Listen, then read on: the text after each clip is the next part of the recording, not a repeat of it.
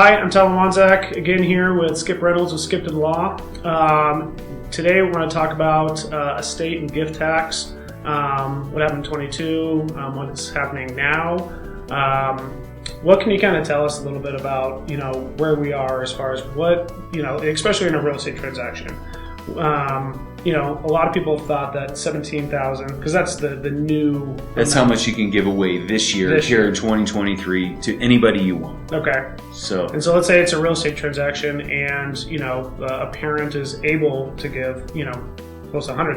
Mm-hmm. Can you walk us through what that looks like? And yeah, I mean, one of the things I talk about is parents are afraid to give their kid $100,000 as a down payment. I mean, let's be real. The real estate prices have gone up around here, you might need $100,000 down payment to not have PMI or something like that. Exactly. And so they're afraid to do it because they only know of the annual gift exclusion, and they may not even know it's 17. Yeah. A lot of people remember it being 10 or 14 or 15. Right. So this year it's 17.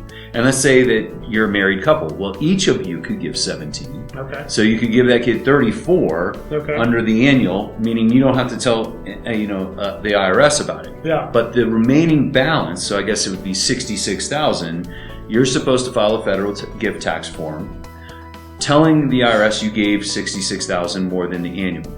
And here's what they do. So they've given us now since 2011 what's called a lifetime gift exclusion. And it matches the estate tax exclusion. Okay. So the estate tax exclusion this year is $12.92 million.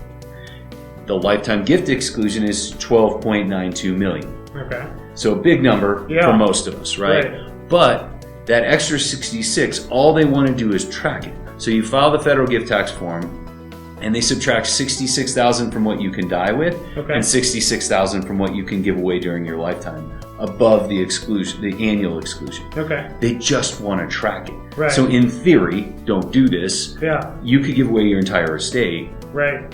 As long as you're under $12.92 million, and you would have zero federal gift tax consequences. Now, gift taxes and other taxes might be a different story, but a lot of people don't know that, and they're fearful of helping their kid out because they think, oh my gosh, I'm going to get taxed. Or the other question that comes up is my kid going to get taxed? Right.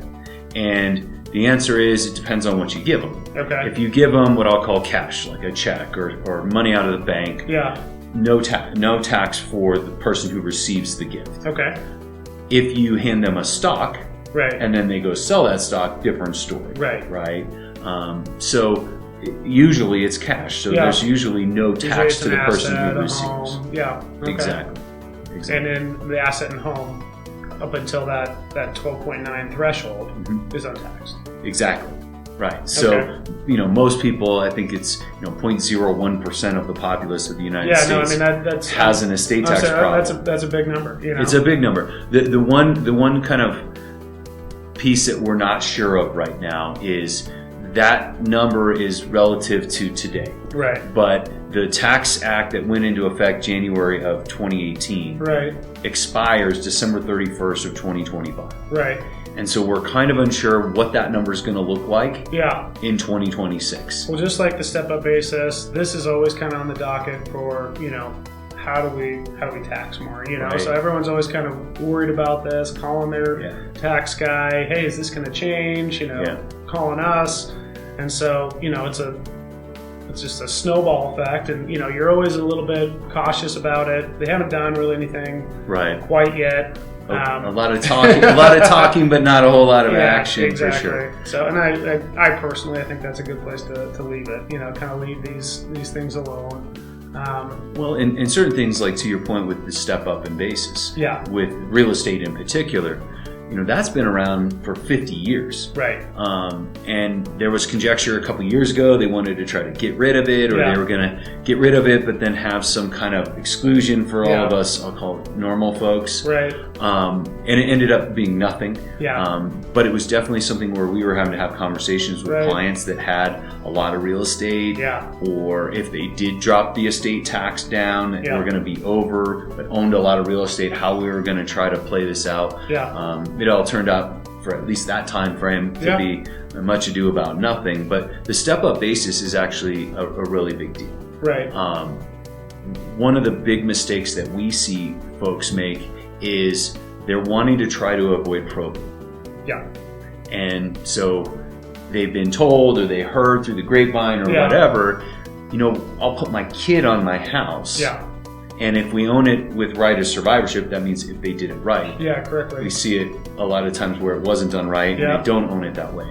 But that the kid will just own it and it'll avoid probate. And the answer is actually true. That is true. But the issue there... So you're saying that the joint tenancy is not the perfect way to do it? Or what is... Well... Because usually it's after the fact. They kind of do like a quick claim deed into it, and it's just all about... Yeah, they'll do a quick claim deed, and oftentimes if you don't put the right language on it, it means that you own it 50-50, not joint with right of survivorship. So we see that mistake a lot. My very first probate was that husband and wife scenario where it's a second marriage. Yes. But the other piece that we see there is when you put someone else on the house, kids, whatever it might be, because you're just trying to avoid probate. Right.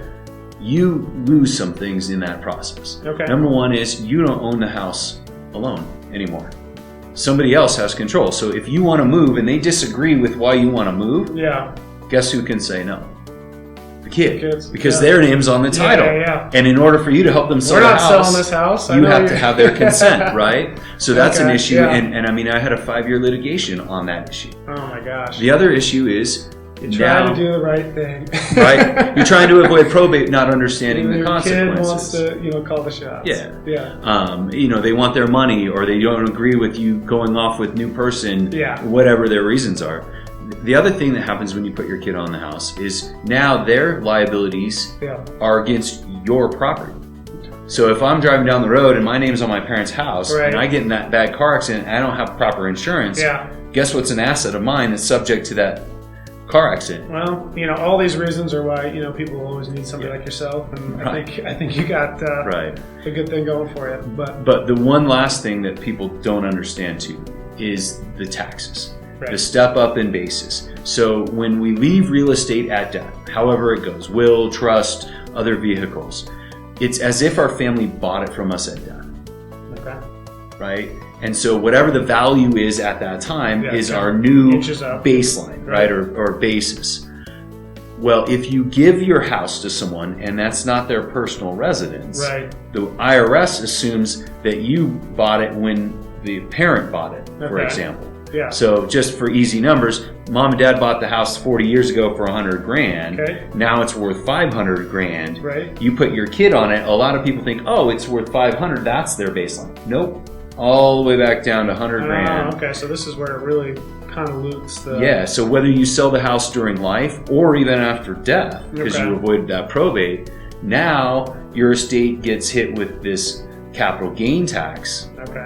Unless that kid is living in the house and calls it their personal residence. This is where, probably people can kind of go back to one of your workshops, look more of like a will and trust scenario, and that's more of the, I guess we would call it more ironclad compared to, just kind of that joint tenancy, putting them on, or quit claim deed, however you do it. And I would say that you're exactly right. I mean, realistically, we can accomplish all of those same goals of trying to avoid probate or not have the nursing home take it or whatever it might be, but we don't have to have all of these other negative consequences.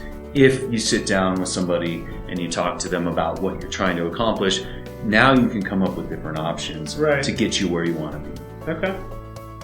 Well, very cool. And I've said it in the previous video, but if you are just want to educate yourself, there's a library of information on your YouTube channel.